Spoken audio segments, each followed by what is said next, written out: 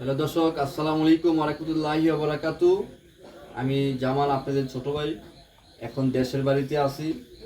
এই জায়গায় যে শিশুরা দেখছেন, আমার বাতিজা, এই যে ওর ফ্যান সাইকেল, এই একটি মাদ্রাসা।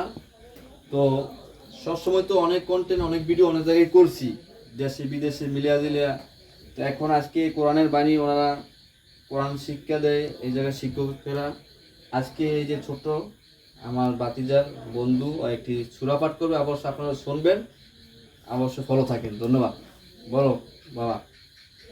أعوذ بالله من الشيطان الرجيم. بسم الله الرحمن الرحيم. ألم تر كيف فعل ربك بأصحاب الفيل ألم يجعل كيدهم في تضليل وأرسل عليهم طيرا أبابيل ترميهم بحجارة من سجيل فجعلهم كعصف مأكول. মাশাআল্লাহ মাশাআল্লাহ, তোমাকে অসংখ্য ধন্যবাদ। এখন আমার বাতি যায়, তুমি বসো। তুমি একটি সূরা বলা প্রতি একটা সূরা বলো ভালোভাবে। এটা আমার বাতিজা, ঠিক আছে? তো একটা সূরা বলো বাবা। أعوذ بالله من الشيطان الرجيم.